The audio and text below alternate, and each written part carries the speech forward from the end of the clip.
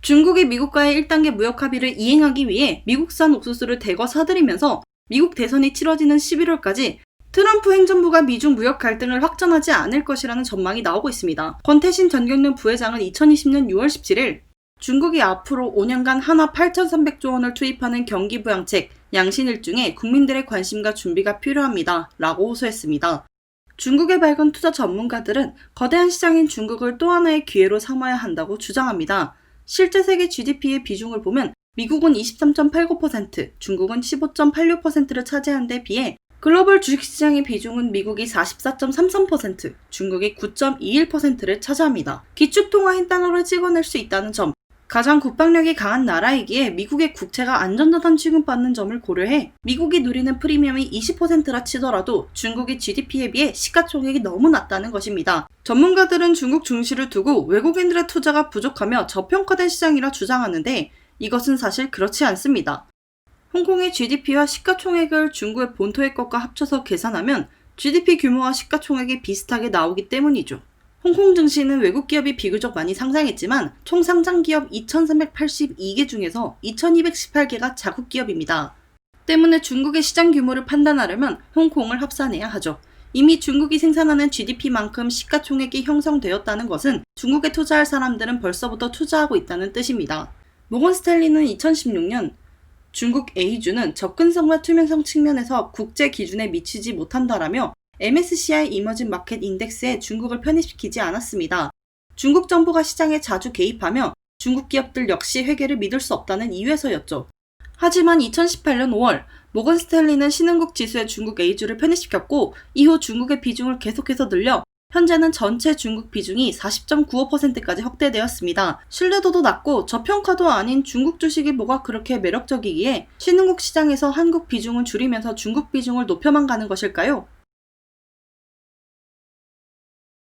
2015년 상하이 종합지수는 150%를 넘는 상승을 기록했습니다. 하지만 2015년 6월 15일부터 8월 말까지 두 달 만에 시가총액 42.6%가 증발했죠. 8월 24일에는 단 하루 만에 한화 733조가 증발했습니다. 이유는 간단했습니다. 중국 정부는 미국처럼 주식시장을 성장시켜 놓으면 제2, 제3의 아마존과 애플이 자국에서 나올 것이라 기대했고 관련 방송을 통해 수많은 중국의 투자자들을 주식시장으로 이끌었습니다. 그 결과 많은 중국인들이 레버리지까지 총동원해 투자한 것이죠. 주가가 계속해서 오르니 대출까지 받아 올인한 것입니다. 상장 주식 중 70%가 PER 50배를 넘었고 전체 상장 기업 중 40%는 100배를 넘었습니다.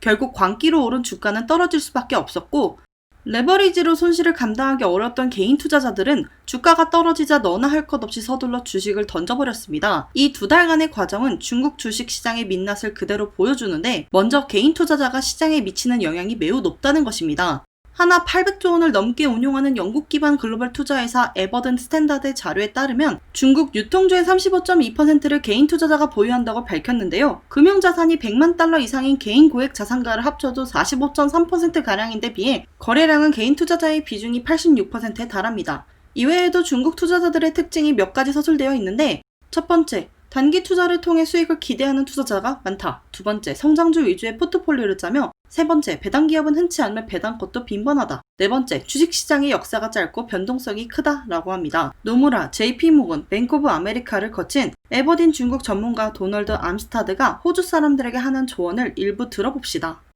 Investors who have bought shares in the Apples and the Amazons have done tremendously well.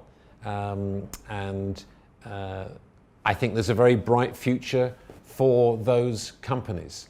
So I think you should continue to have exposure to that because, of course, America is home to some fantastic technologies. What I'm suggesting is that Australian investors take a balanced approach. I'm not suggesting that Australian investors should sell up everything in the United States and move everything into the emerging world. But I think it's important that they have a sense of balance. And the big opportunity today is the opening up of China's domestic bond and stock markets to foreigners. The Chinese stock market is the second or third biggest in the world. It's incredibly liquid, and it's incredibly inefficient. So I think the reason why a stock market like China is so interesting is because of the inefficiencies. And quality in China is completely mispriced. And that's because in China there is no equity culture. And that's because the stock market in China is only about 30 years old. Frankly, the Chinese stock market is a casino. It is dominated, 80% of the turnover still comes from retail investors. And a retail investor's dream in China is that they get a great idea for a stock coming through on their mobile phone on WeChat. They place their order with their broker at 10 o'clock in the morning, and by midday they've doubled their money, and by 4 o'clock in the afternoon they're on the flight down to Macau to go and have a tremendous weekend with their friends, gambling and hopefully going to make their next fortune. The serious point about the market, though, is that it is very big, very liquid, but incredibly inefficient. The point about the Chinese stock market is that when these same sophisticated people go shopping for stocks, they have no idea what to buy. They have no idea what is financial quality in China. And this opening up of the Chinese stock market to foreigners through a system like Hong Kong Stock Connect, which means that we can now take almost without limit as much money as we want to into China, is that we can go into China, we understand what is quality, we understand what is value. And frankly, we can go into China today and we can buy the crown jewels of the Chinese financial system at bargain basement prices. And that is the opportunity in China today. So I would urge all the watchers of this video not to abandon the United States. Of course, that's not a sensible option. There are tremendous companies there and tremendous opportunities. Probably to have as many eggs in the China basket as they have in the US basket. 2020년 7월 도널드 트럼프 대통령은 2013년에 중국과 맺은 회계협정을 파기할 것이라 밝혔는데요. 그 내용은 중국 기업은 특별히 미국에 상장하더라도 미국시 회계가 아닌 중국시 회계 규정을 따를 수 있다는 것이었죠. 이 미중 회계협정이 파기되면 현재 미국에 상장된 ADR 기업들은 미국의 회계법을 따르지 않으면 최악의 경우 상장 폐지될 수 있습니다. 이러한 리스크 관리 차원에서 이미 많은 중국 기업들이 홍콩에도 이중 상장하고 있죠. 신생 중국 기업들도 나스닥 상장은 사실상 어렵게 됩니다. 미국이 왜 이런 선택을 했을까요? 바로 루이싱 커피 때문입니다. 루이싱 커피는 2017년 10월 설립된 중국의 커피 프랜차이즈 기업입니다. 스타벅스를 위협할 정도로 무서운 성장을 보여주었는데 한순간 상장 폐지가 되었습니다. 그 이유는 바로 분식회계. 미국 내에서는 상장된 기업들 중에 부실 기업을 찾아내고 일부러 그 기업에 공매도를 해 막대한 이익을 얻어내는 기업들이 있는데요. 헤지펀드 머디워터스의 리서치 회사, 머디워터스 리서치가 바로 그중 하나입니다. 이 리서치에서는 루이싱 커피의 냄새를 맡고 조사에 착수했죠. 그들은 루이싱 커피가 매출을 거짓으로 높이기 위해 커피 주문 번호를 271, 272, 273이면 271, 273, 274식으로 띄엄띄엄 받는 것을 알아냈고 더 확실하게 증거를 잡아내기 위해 1,500명의 직원을 동원해 11,260시간의 CCTV를 돌려보고 45개 도시의 2,213개의 매장에서 1,119명의 고객으로부터 25,843개의 영수증을 모았습니다. 영수증 5,000개만 모아도 95%의 신뢰도에 2% 오차의 표본인데 신뢰도를 99%, 오차를 1%로 줄이기 위해 5배가 넘는 영수증을 모았죠. 결국 루이싱 커피는 분식회계를 했다는 것이 드러났고 상장 폐지에 이릅니다. 이 사건은 미국의 중국 기업에 대한 불신을 더욱 키워주었죠. 현지 언론들은 미 상원에서 8월 말이면 중국 기업들의 IPO에 대한 새로운 법안을 통과시킬 것이라 말합니다. 그 법안은 중국 기업들의 중국식 회계 규정을 따를 수 있던 특례를 없애고 로마에 왔으면 로마법에 따르라는 내용이 주를 이룰 것입니다. 중국 기업 회계의 불투명성은 큰 문제입니다. 하지만 이 미국의 압력은 아이러니하게도 중화권 시장의 성장을 가속화할지도 모릅니다. 많은 문제가 없는 중국 기업들이 나스닥에서 중국 본토나 홍콩 거래소로 향할 것이기 때문이죠. 이것은 중국 시장에서 상장해주길 원하는 중국 정부와도 호흡이 맞아 최근 중국 정부는 본토 A주의 IPO 비용을 낮추었습니다. 카지노 취급을 받던 중국 시장은 최근 외국인 투자자들이 급격하게 늘어 거래소에서는 일부 종목들이 외국인 소진율 30% 한도를 다 채우는 이례적인 일이 나타나기도 했죠.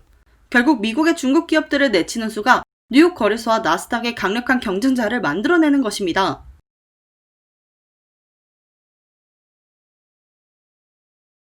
서양에서는 소크라테스가 제자들을 가르칠 때 끊임없이 스스로 질문하고 생각해 답을 찾도록 가르쳤습니다. 이에 비해 중국의 학자들은 옛 성인의 말을 외우고 따라하도록 가르쳤습니다. 완성된 것에 대한 모방은 스스로를 완성케 한다는 뜻에서죠. 중국인들의 이러한 교육은 수천 년간 계속되어 왔고 현재도 매년 1000만 명이 보는 중국의 수능 가오카오는 악명 높은 암기를 요구합니다. 중국인 한 사람 한 사람은 생존을 위해 악착같이 모방을 해왔고 이는 그들이 모인 기업도 역시 마찬가지였습니다. 빛처럼 빠른 발전 속도에서 살아남으려면 끊임없이 싸우고 버텨야 하죠. 그리고 그 안에서 살아남은 기업들이 글로벌 시장에 얼굴을 들이내미는 것입니다. 이렇게 모방을 통해 성장한 중국인들이 미국의 성공 비결인 금융시장을 벤치마킹하지 않을 수 있을까요? 주가가 올랐다고 기업이 대규모 증자로 주식을 새로 찍어 파는 것보다 꾸준히 성장해 주가가 오르도록 유도하고 외국으로부터 대규모 투자를 유치하는 것이 그들에게 유리하다는 것을 중국인들이 깨닫기까지 그리 오랜 시간이 걸리지 않을 것입니다. 일본이 하드웨어로 성장했으나 이후 무너지는 이유는 금융시장에 대한 이해가 부족했기 때문입니다. 경제성장으로 벌어들인 자본이 예금과 부동산에만 쏠렸고 새로운 기업을 발굴해내는 데 쓰이지 않은 것이죠. 현재 일본은 국민들이 애써서 저축해놓은 1,500조엔 중 1,300조엔을 국채 발행으로 다 소모했으며 앞으로 5년이면 나머지 200조엔도 바닥이 날 것입니다. 미국은 200년이 넘는 시간 동안 금융시장을 개편하고 규제를 개혁하면서 투명성을 확보했습니다. 이것은 마이크로소프트, 애플, 아마존, 구글과 같은 새로운 기업들이 나타났을 때 꾸준히 성장할 수 있는 토대를 마련했죠. 해외 투자자들은 그 시장의 투명성과 기업의 꾸준한 배당, 주가 상승을 믿고 미국에 투자하게 되었습니다. 이것은 점점 더 많은 자본들이 미국에 몰리게 하였고 2차, 3차 성장의 원동력이 되었습니다. 모방이 문화가 되어버린 중국인들이 이 시스템을 이해하지 못했을까요? 중국인들은 이미 움직이고 있습니다. 증권시장의 투명성을 확보하기 위해 2016년부터 2019년까지 4년 동안 4차례에 걸쳐 증권법 개정 심의에 나섰고 2019년 12월 이를 통과시킵니다. 증권법 위반 시 기존에는 30만에서 60만 위안의 벌금을 부과했는데 이제 200만에서 2천만 위안으로 벌금을 크게 늘립니다. 불법 행위 후 상장해 부당이득을 얻은 경영진의 경우 종전에는 수익의 1에서 5%만 벌금을 부과했으나 이제는 부정수익의 10에서 100%를 회수합니다. 이 외에도 상장 절차 완화, 공시 의무 강화, 투자자 대표 소송제 도입과 애널리스트들이 모 기업의 주식을 미리 사두고 매수 의견을 낸 후 매도의 차익을 실현하는 행위를 막기 위해 증권업계 종사자들은 주식 매매를 금지하는 내용이 담겨 있습니다. 이 개정법은 2020년 3월부터 시행되었습니다. MSCI 이머징 마켓에서 중국이 차지하는 비율이 2017년 6월 28%, 2019년 11월 33%, 2020년 현재 40.95%로 늘었습니다. FTSE 이머징 인덱스 역시 마찬가지인데요. 최근 중국 비중을 44.93%까지 늘렸습니다. 불과 6개월 전만 해도 중국 비중이 37%였는데 말이죠. 미국 정부는 중국 정부의 견제와 압력을 넣고 있지만 경제적으로는 이미 중국의 투자를 늘려가고 있습니다. 테슬라 낙관주의자로 유명한 아크 인베스트먼트도 최근에는 테슬라를 팔고 중국 기업 후회를 사모으고 있죠. 중국에 가깝고 미국에 친숙한 한국의 투자자들은 타국보다 양대 시장에 접근하기가 쉽습니다. 개별 기업 리스크에서 비교적 자유로운 ETF 위주의 투자, 어느 정도 검증된 기업들을 위주로 공부하고 준비한다면 중국 시장은 우리에게 또 하나의 커다란 기회로 다가올 것입니다. 좋아요와 구독은 제작에 큰 힘이 됩니다. 시청해주셔서 감사합니다.